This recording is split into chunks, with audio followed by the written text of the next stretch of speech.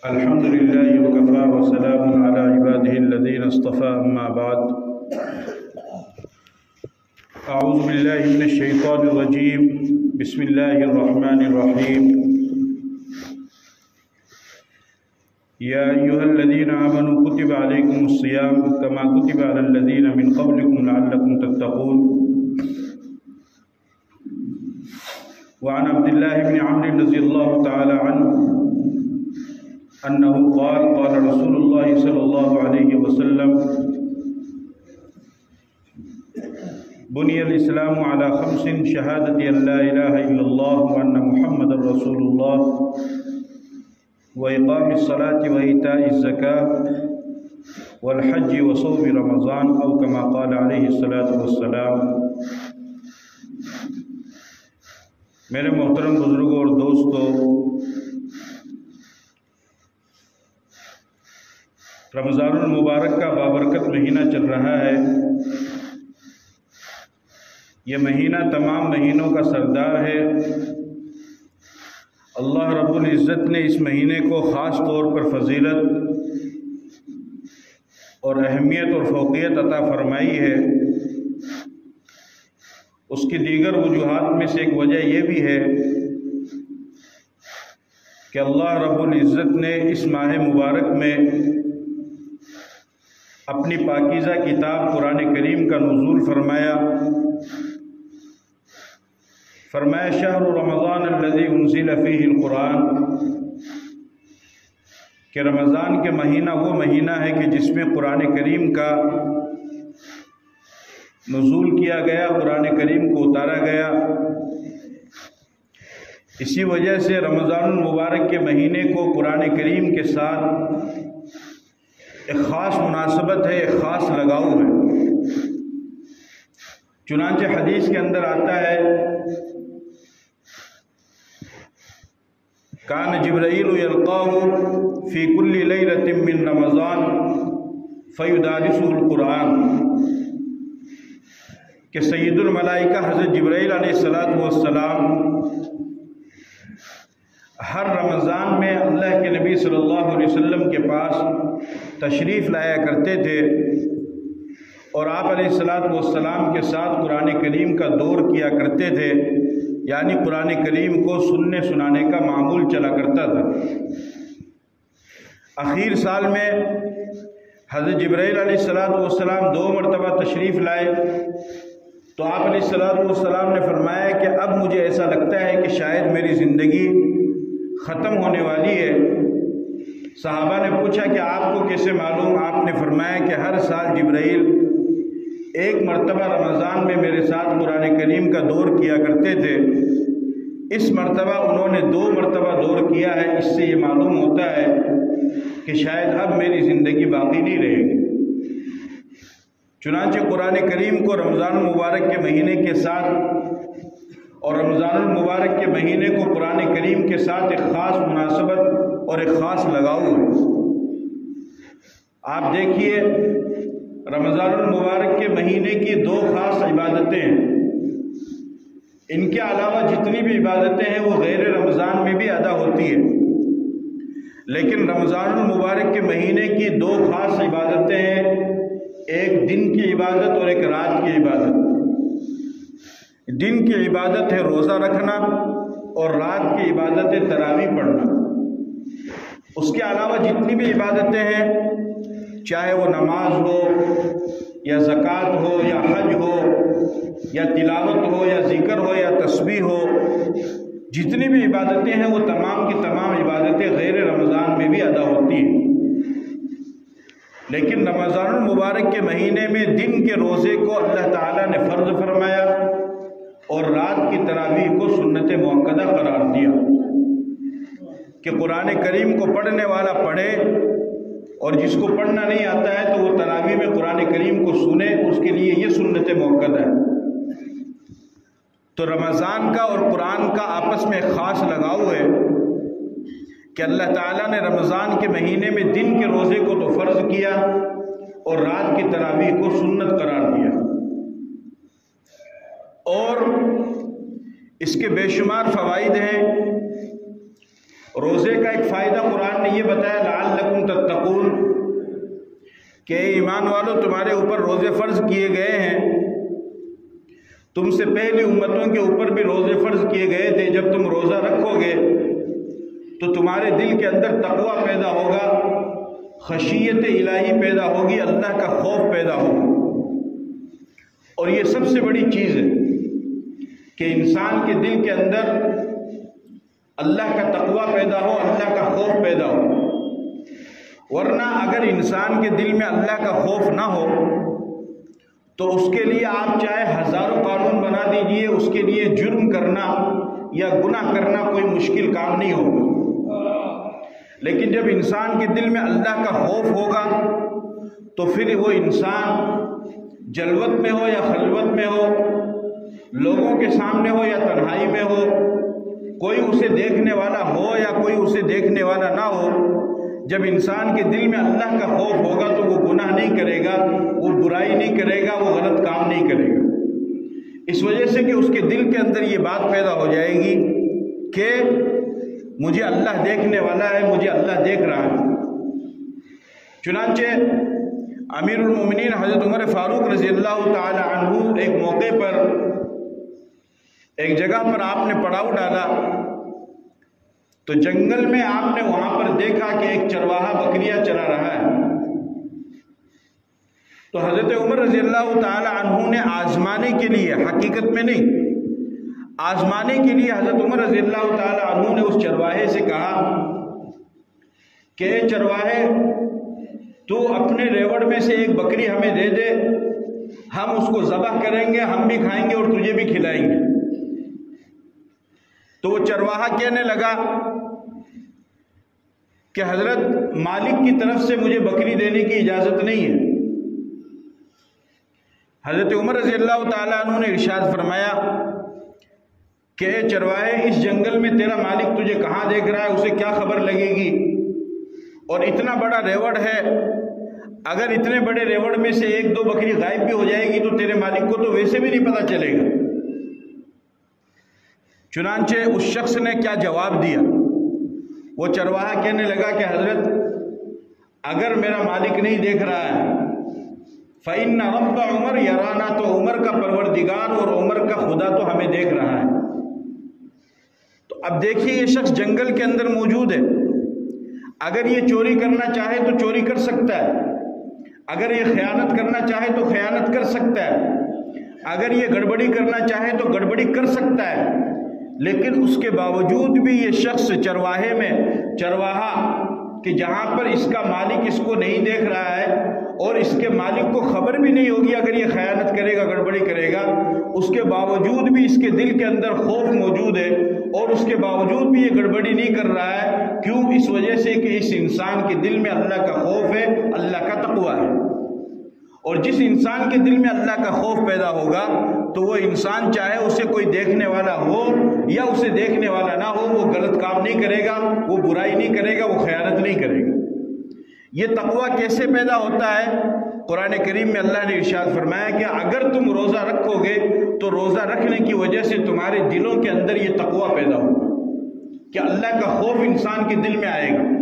جب اللہ کا خوف انسان کے دل میں آئے گا تو وہ متقی بنے گا، وہ پرہیزگار بنے گا اور وہ اولیاء اللہ میں اس کا شمار ہوگا۔ اسی طریقے سے رمضان المبارک کے مہینے میں ایک خاص کام جو عام طور سے مسلمان کیا کرتے ہیں وہ یہ ہے کہ اپنے مال کی زکوٰۃ اور صدقات وہ نکالتے ہیں، اور یہ اسلام کا فرض ہے۔ حدیث کے اندر آتا ہے، نبی پاک صلی اللہ علیہ وسلم نے ارشاد فرمایا بنی الاسلام علی خمس، کہ اسلام کی بنیاد 5 چیزوں پر رکھی گئی ہے، یعنی گویا کہ یہ 5 چیزیں اسلام کے ستون ہیں۔ آپ حضرات جانتے ہیں کہ اگر ستون کو ہٹا دیا جائے درمیان میں سے، اگر کھمبے کو درمیان میں سے ہٹا دیا جائے تو چھت باقی نہیں رہے گی بلکہ چھت منہدم ہو جائے گی، چھت گر جائے گی۔ اس سے آپ اندازہ لگا سکتے ہیں کہ ستون کا کتنا بڑا مقام ہوتا ہے اور سکون کتنی اہمیت رکھتا ہے اور کتنی ضرورت کی چیز ہے کہ خدا نہ خواستہ اگر ستون نہ ہو تو چھت گر جائے گی، اور جب چھت گرے گی تو پھر انسان کا جانی نقصان بھی ہوگا، مالی نقصان بھی ہوگا، بدنی نقصان بھی ہوگا، ہر طرح سے نقصان ہوگا۔ اسلام کی جو بنیاد رکھی گئی ہے وہ اسلام کی بنیاد ان 5 ستونوں کے اوپر رکھی گئی ہے۔ تو گویا کہ اگر کسی مسلمان نے ان 5 ستونوں کو گرا دیا یا ان 5 ستونوں میں سے کوئی ایک ستون مسلمان نے گرا دیا، اس کو برقرار نہیں رکھا، تو گویا کہ اس کی بھی اسلام کی چھت وہ گر جائے گی۔ وہ 5 ستون کیا ہے؟ فرمایا شہادت اللہ الہ الا اللہ وان محمد رسول اللہ۔ سب سے پہلا ستون اسلام کا یہ ہے کہ بندہ اس بات کی گواہی دے کہ اللہ کے سوا کوئی معبود نہیں اور محمد صلی اللہ علیہ وسلم اللہ کے رسول ہے۔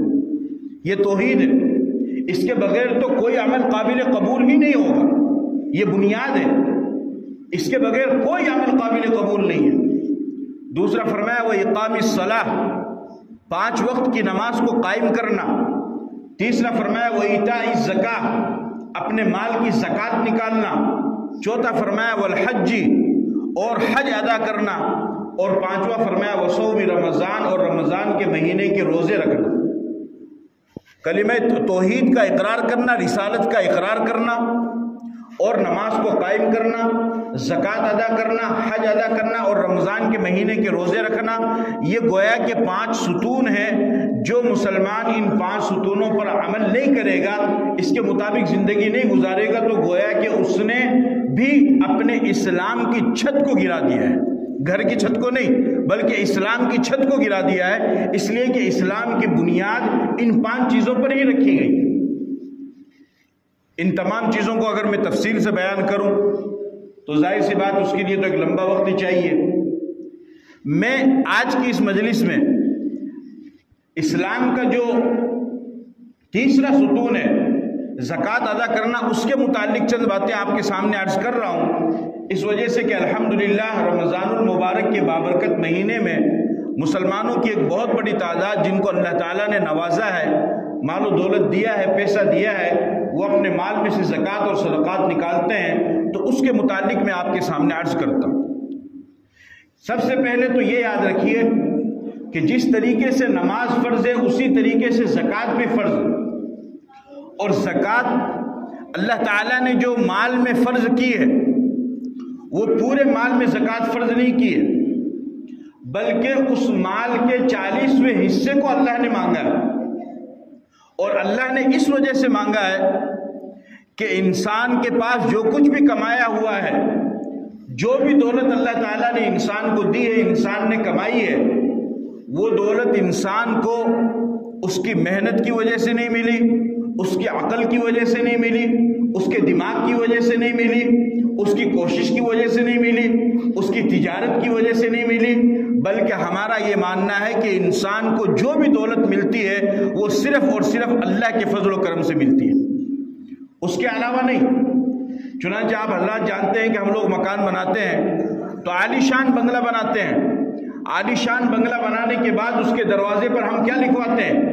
ھذا من فضل ربی، کہ یہ جو اتنا عالی شان بنگلہ اللہ نے میرا بنوایا ہے اس میں میری کوئی طاقت نہیں ہے، بلکہ یہ سارا کا سارا میرے رب کا فضل و کرم ہے، اور حقیقت میں اللہ کا فضل ہے۔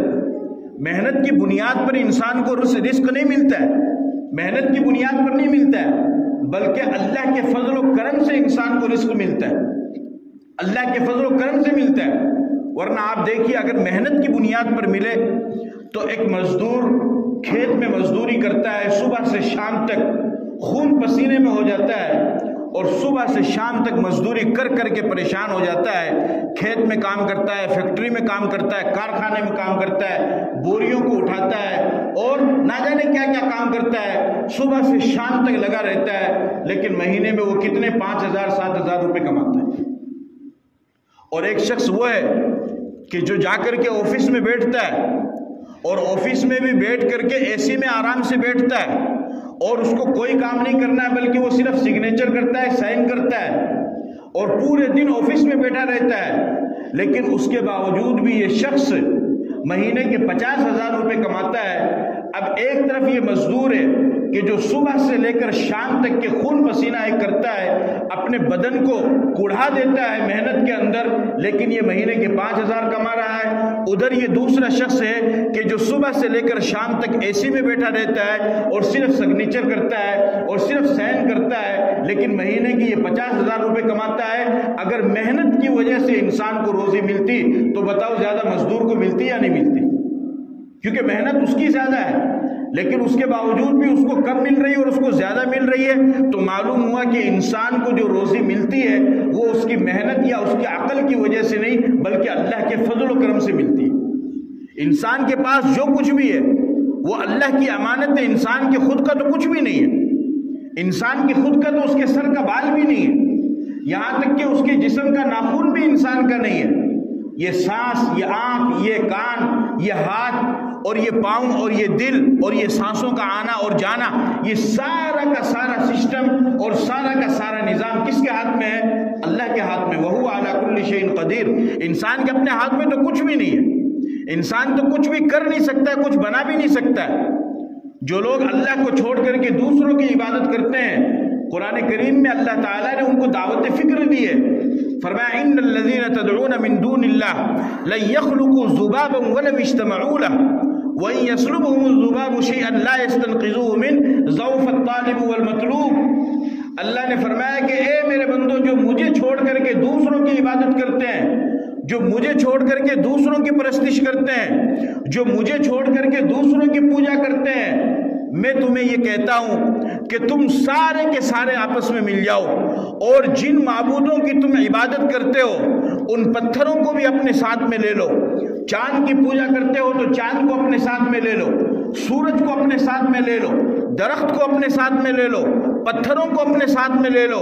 تم مجھے چھوڑ کر کے جن جن چیزوں کی عبادت کرتے ہو ان تمام کی تمام چیزوں کو تم جمع کر لو، اور انہیں اگر تم یہ کہو کہ ایک مکھی کو پیدا کرو تو اللہ پاک فرماتے ہیں کہ یہ سارے مل کر کے ایک مکھی کو بھی نہیں پیدا کر سکتے۔ اور ان کی تو طاقت یہ ہے کہ جن پتھروں کی تم عبادت کرتے ہو، اگر ان پتھروں کے سامنے سے، تم تو ان کو بھگوان کہتے ہو، خدا کہتے ہو، لیکن اگر ان کے سامنے تم نے جو مٹھائی رکھ رکھی ہے، اگر کوئی مکھی آئے اور وہ مکھی معمولی سی مٹھائی ان کے سامنے سے اٹھا کر کے لے جائے تو یہ اتنے کمزور ہیں کہ اس مکھی کو بھی نہیں روک سکتے۔ تو انسان کے پاس تو اتنی بھی طاقت نہیں ہے، انسان کا اپنا تو کچھ ہے ہی نہیں۔ انسان کے پاس جو کچھ بھی ہے وہ صرف اور صرف اللہ کا دیا ہوا ہے، اللہ کی دی ہوئی امانت ہے۔ جب اللہ کا فیصلہ ہوگا اللہ اس امانت کو واپس لے لے گا، انسان کو واپس لے لے گا تو باقی چیزیں تو رہ جاتی ہے۔ مال بھی اللہ کی امانت، صحت بھی اللہ کی امانت، جان بھی اللہ کی امانت، ہر چیز انسان کی اللہ کی امانت ہے۔ تو مال اللہ کی امانت ہے، تو جس اللہ نے دیا ہے اس اللہ نے اس کو فرض بھی کیا ہے، اس اللہ نے حکم بھی دیا ہے کہ اے میرے بندو کہ تم اپنے مال میں سے 40% زکوٰۃ کا نکالو، اور پورا مال نہیں مانگا، اس لیے کہ انسان کی اپنی بھی ضرورت ہے، انسان کے اپنے بال بچے ہیں، انسان کے اپنے گھر کا خرچہ ہے، انسان کے اپنے رشتہ دار ہیں، انسان کی اپنی ضرورت ہے۔ تو اللہ نے یہ نہیں کہا کہ تم جو کچھ بھی کما رہے ہو سارا کا سارا صبح سے لے کر شام تک مزدوری کرو اور شام کو جو کچھ تمہیں ملے یا مہینہ پورا ہونے کے بعد جو کچھ تمہیں ملے اور اٹھا کر کے میرے نام پر دے دو۔ نہیں، ایسا نہیں، کیونکہ آپ کی بھی ضرورت ہے تو آپ بھی استعمال کرو، آپ کے بچوں کی ضرورت ہے تو بچوں کو بھی استعمال کرواؤ، ان کی بھی ضروریات کو پورا کرو، اور یہ بھی صدقہ ہے۔ یہ بھی کیا ہے؟ یہ بھی صدقہ ہے، اس کو آپ معمولی مت سمجھو، یہ بھی صدقہ ہے۔ ابھی 2-4 دن پہلے میرے پاس میں مسقط سے ایک میسج ہے، کسی صاحب کے کوئی جانکار ہے مسئلہ پوچھنے کے لیے۔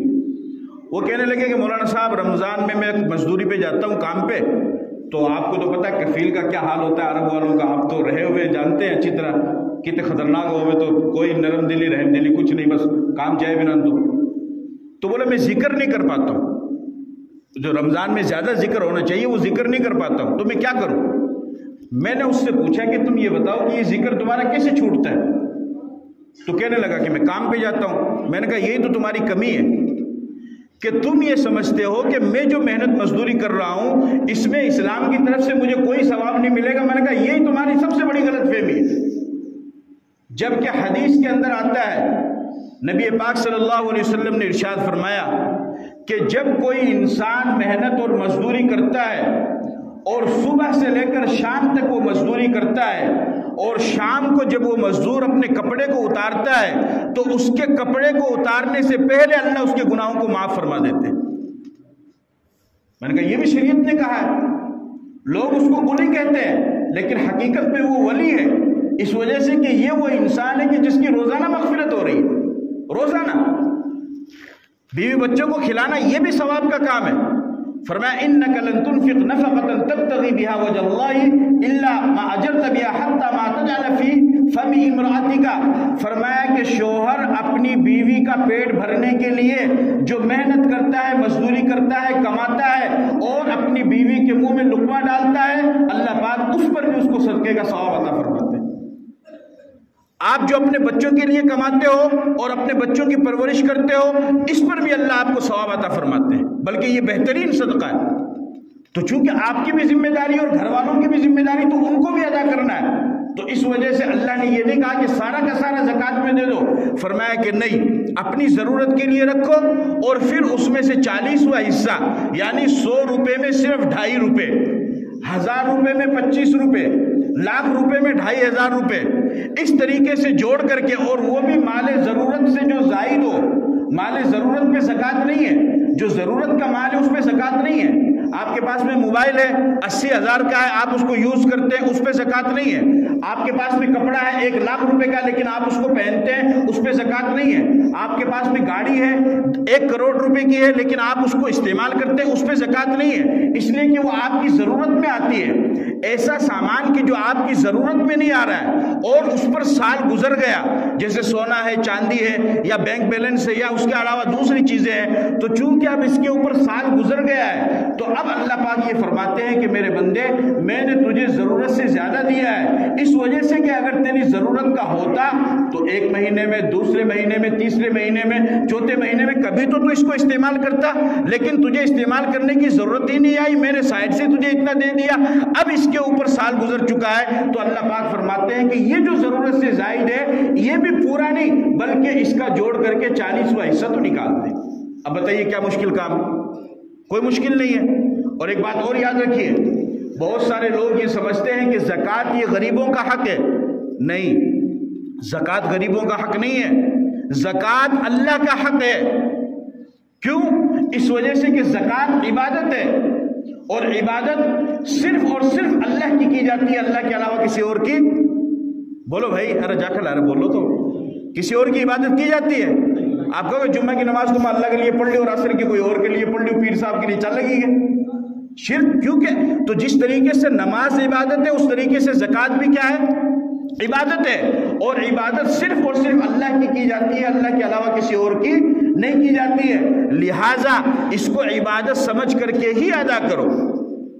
یہاں تک کہ اگر خدا نہ خواستہ پوری دنیا کے اندر کوئی بھی غریب نہ ہو، اچھی طرح سمجھ لو، پوری دنیا کے اندر کوئی بھی غریب نہ ہو، تب بھی آپ کو اپنے مال کی زکوٰۃ نکالنا واجب ہے، فرض ہے، اس لیے کہ آپ کے اوپر جو زکوٰۃ فرض ہوئی ہے وہ غریب کی غربت کی وجہ سے نہیں ہوئی بلکہ آپ کے مال کی وجہ سے ہوئی ہے۔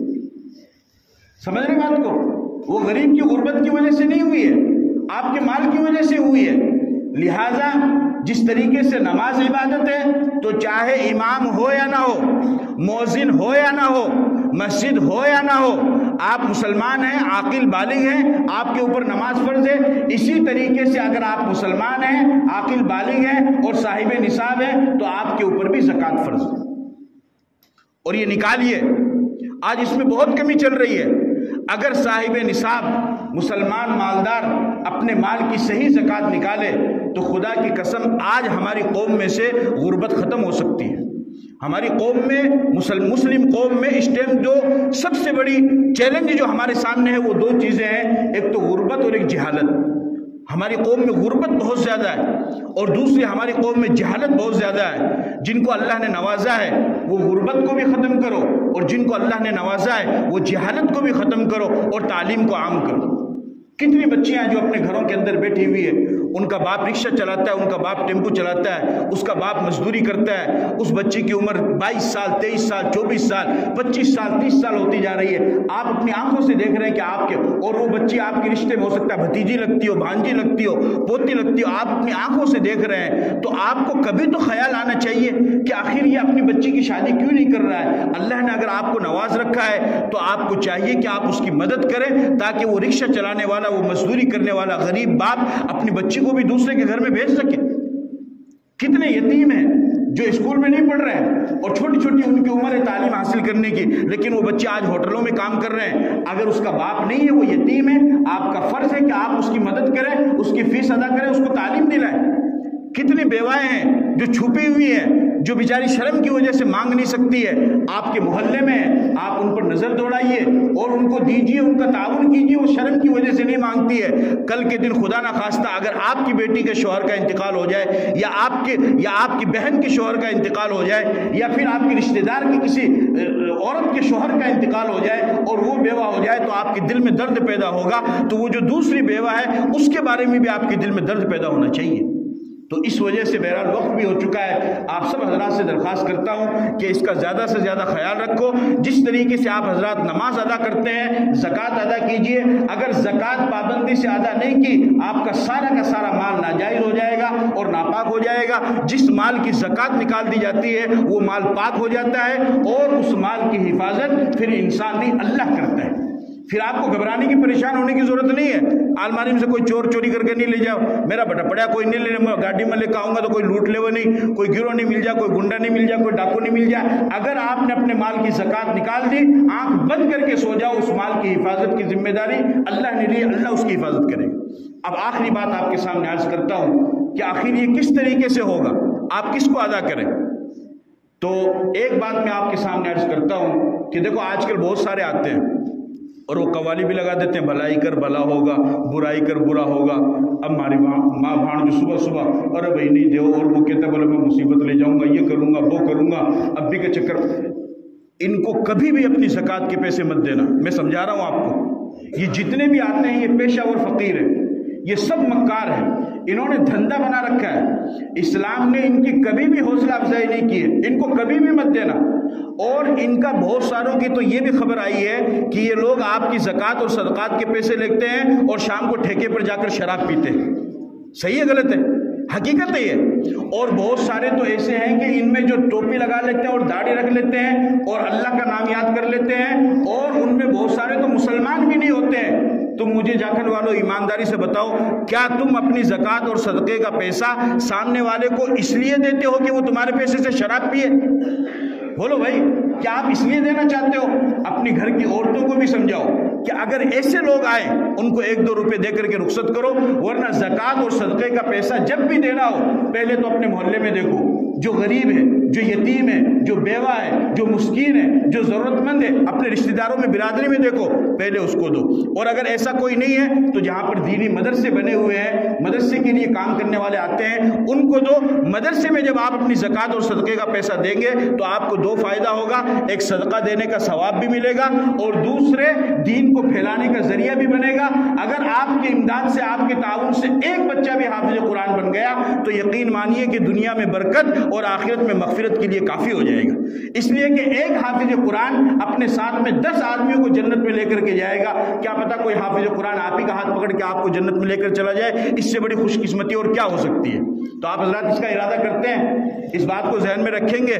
ہاں، یہ جو پیشہ اور فقیر آتے ہیں ان کو ختم کیجئے، اپنے محلے میں نظر دوڑائیے، برادریوں میں نظر دوڑائیے، جو غربت کی وجہ سے نہیں مانگ سکتے ان کو کہیے اور مدرسوں کا تعاون کیجئے۔